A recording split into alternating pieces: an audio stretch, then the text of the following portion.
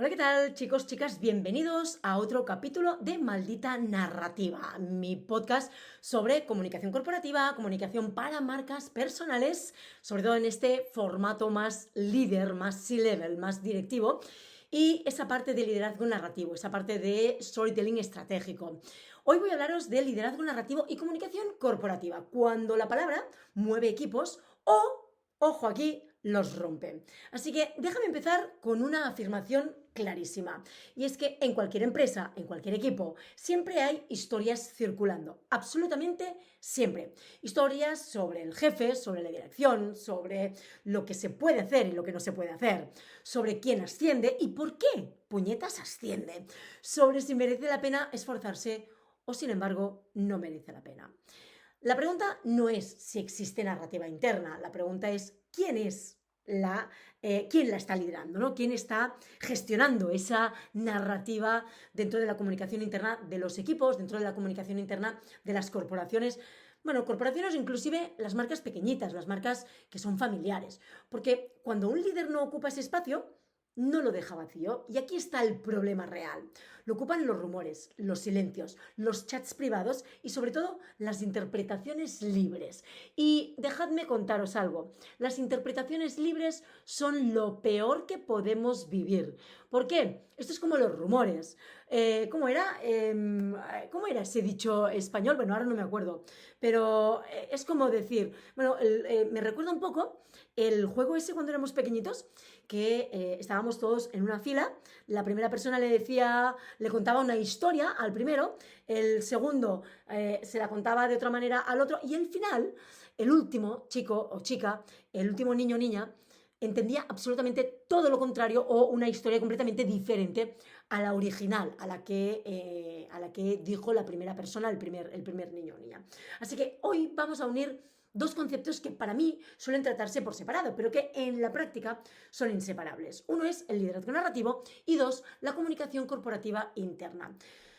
Si os soy honesta, son dos caras de la misma moneda. Al final son dos responsabilidades directas del liderazgo y dos factores que explican por qué hay equipos que avanzan con energía y otros que solo sobreviven esperando el viernes.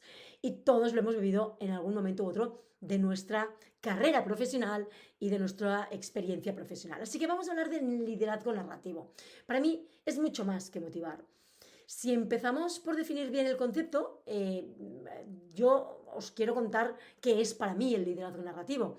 Para mí es la capacidad de un líder para utilizar la narrativa, ya sean las historias, los símbolos, el lenguaje, pero sobre todo con un enfoque claro y es que sirve sobre todo para definir propósito, valores y metas u objetivos compartidos.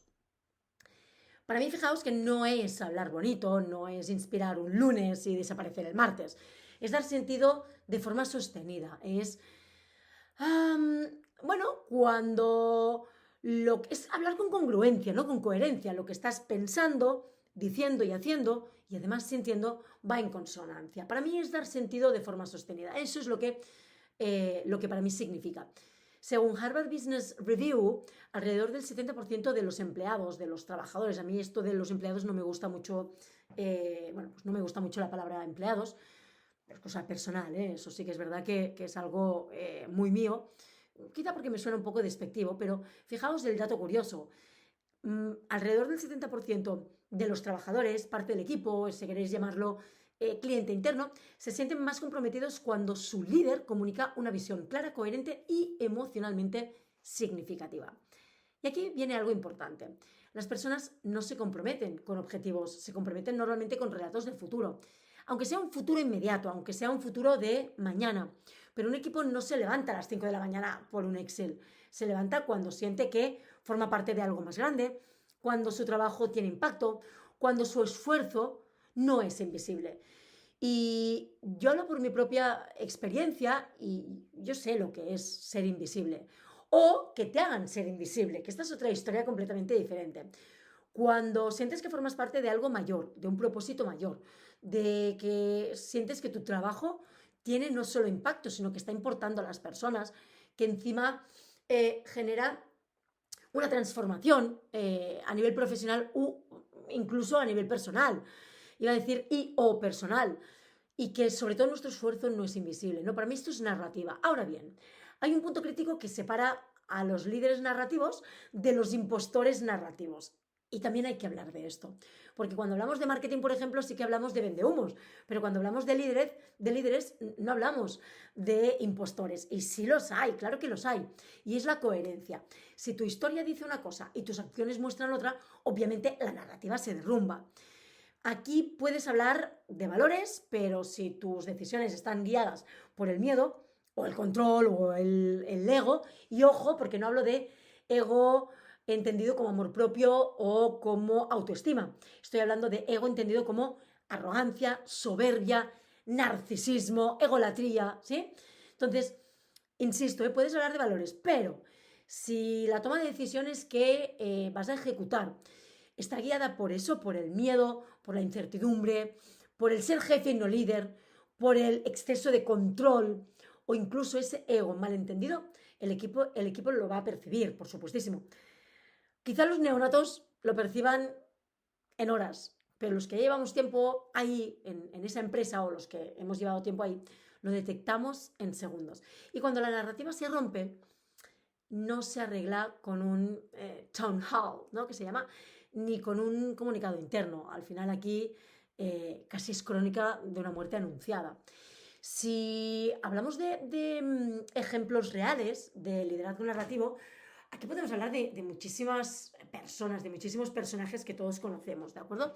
En este caso os traigo a dos. Uno es Satya Nadella y el otro es Elon Musk. Ni son fruto de la devoción de todo el mundo, ni son los héroes de todo el mundo, ni tampoco son los villanos de todo el mundo. Normalmente, cuanta más presencia tienes, cuanto más posicionamiento, cuanta más reputación tienes, evidentemente, cuanto más exposición tienes, ahí te salen detractores y te salen defensores siempre, ¿sí? Esto no hace falta ser Elon Musk o ser Satya Nadella. Cuando tú creces a nivel profesional, cuando te expones más, lógicamente van a salirte más defensores, pero en contrapartida también te van a salir más detractores. ¿Por qué? Porque criticar es fácil, criticar es gratis, sobre todo desde el desconocimiento, sobre todo desde la ignorancia de por qué esa persona ha llegado a ser quien es y está donde está. Pero bueno, esto también podríamos hablar de ello en otro capítulo, ¿no? De las críticas constructivas, las críticas negativas y las críticas destructivas. Pero centrémonos en liderazgo narrativo y comunicación corporativa del capítulo de hoy.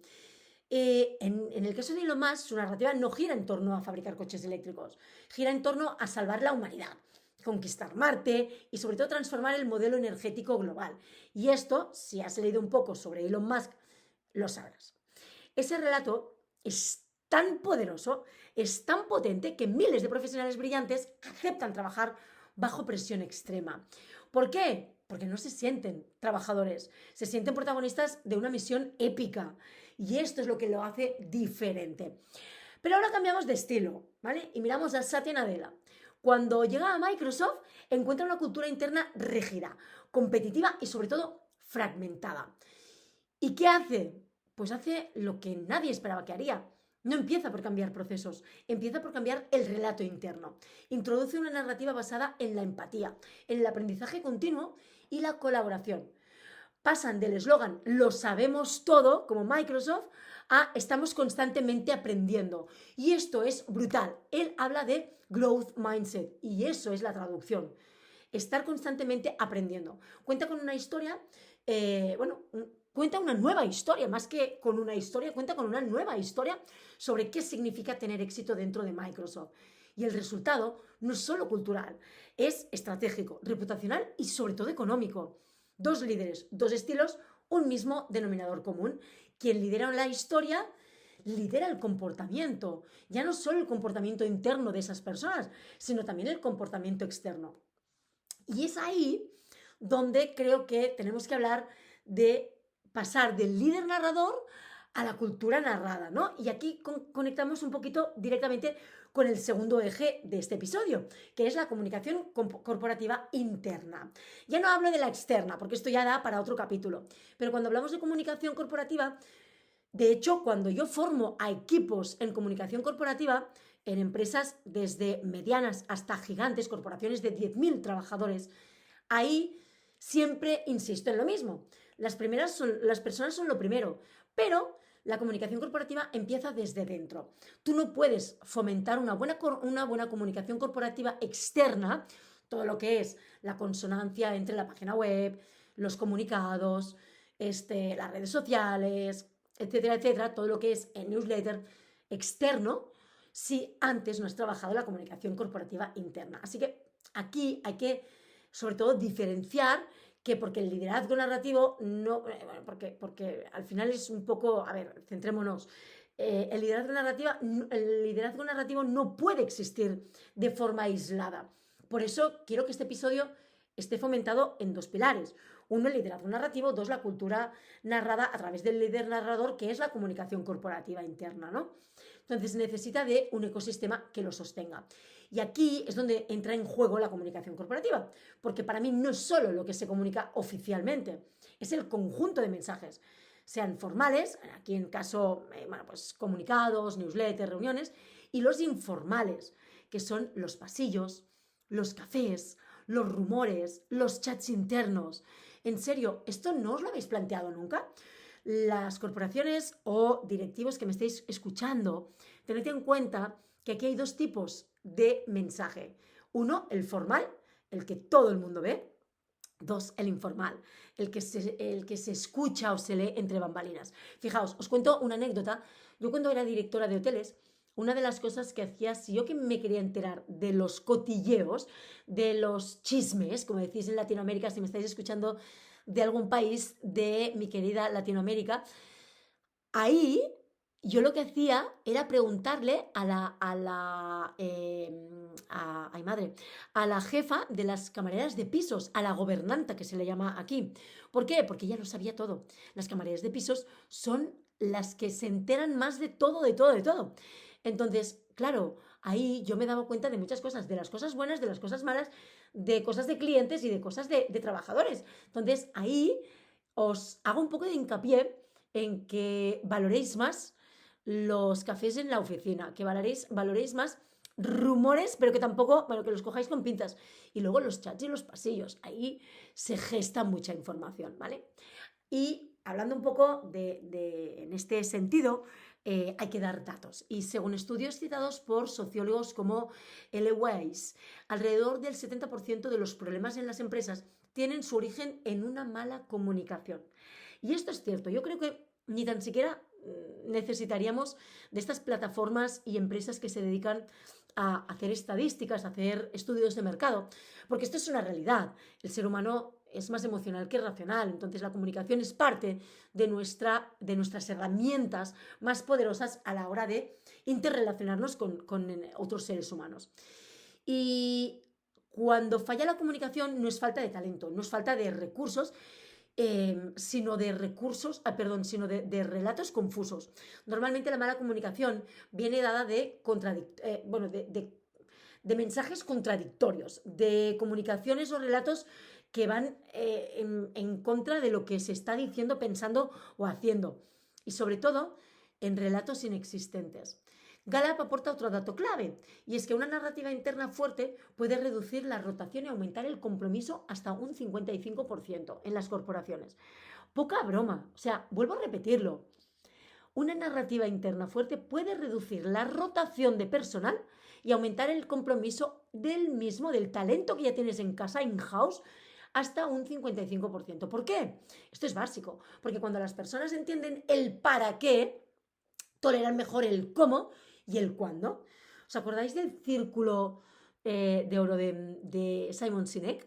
El por qué, ¿no? Pues aquí ya no es solo el por qué, es también el para qué voy a hacer eso, para qué estoy trabajando aquí, para qué estoy haciendo esto, ¿no?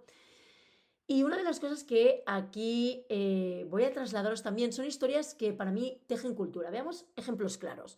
Hoy os traigo en este episodio dos ejemplos claros. Uno de Google, o Google, si queréis pronunciarlo así, y Zappos. Google, el famoso 20% time, ¿no?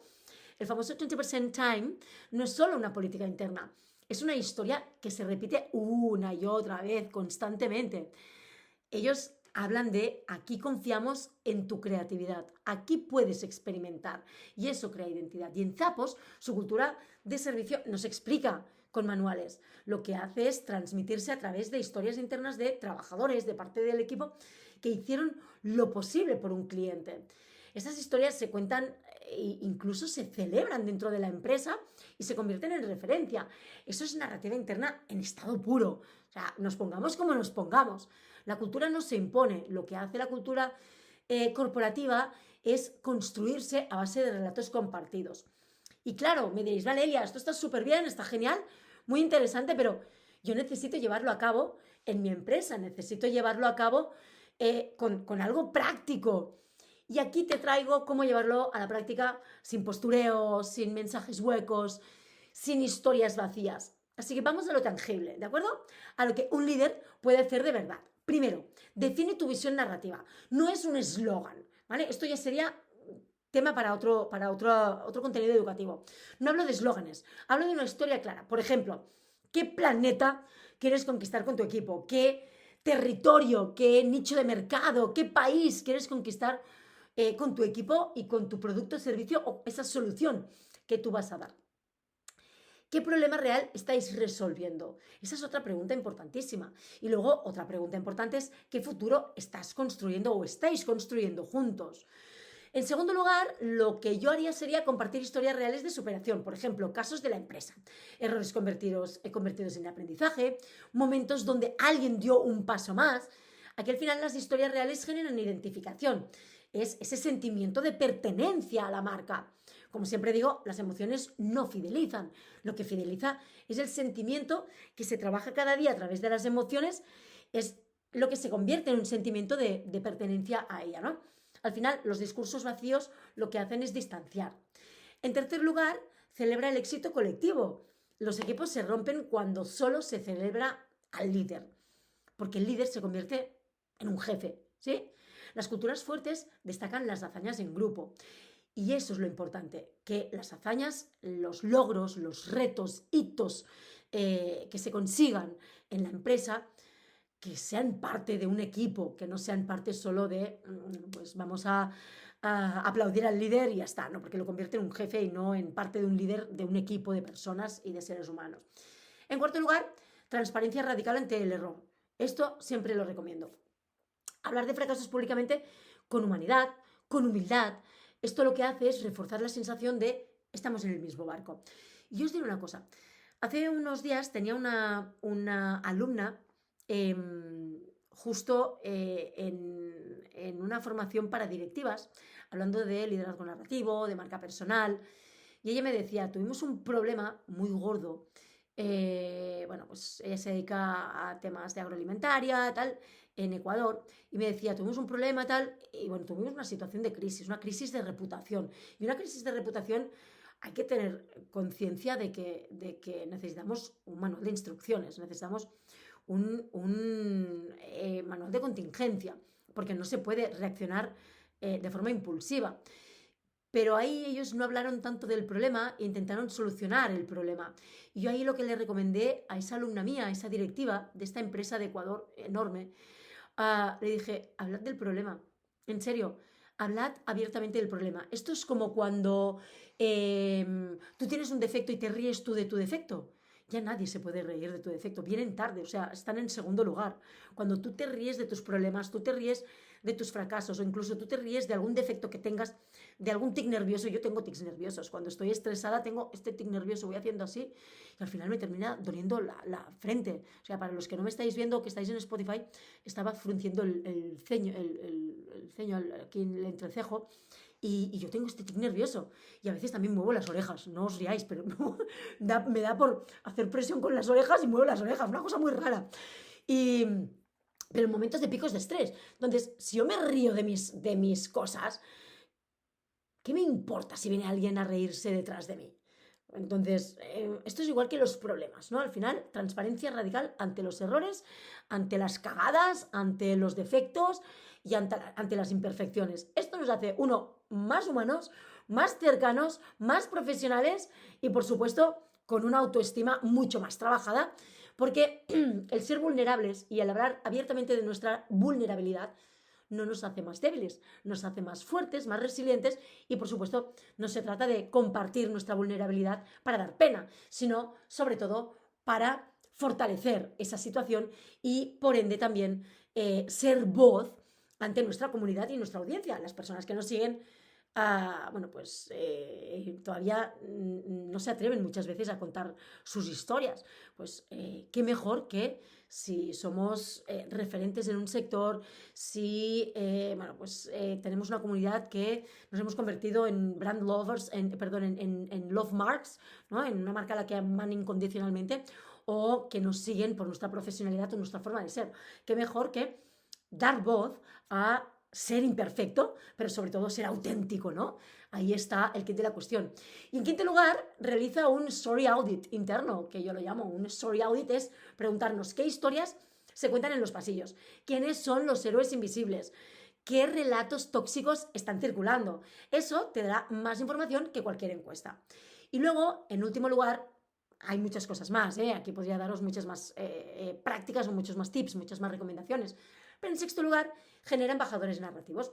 Aquí lo que puedes hacer es identificar personas clave que transmiten valores y refuerza su papel. No siempre son directivos, ojo aquí, no siempre son influyentes. A veces en los perfiles más bajos, dentro de la estructura corporativa, ahí encuentras embajadores narrativos brutales, ¿sí?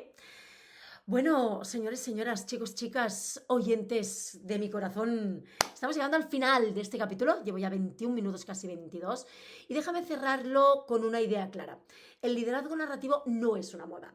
La comunicación corporativa no es un departamento.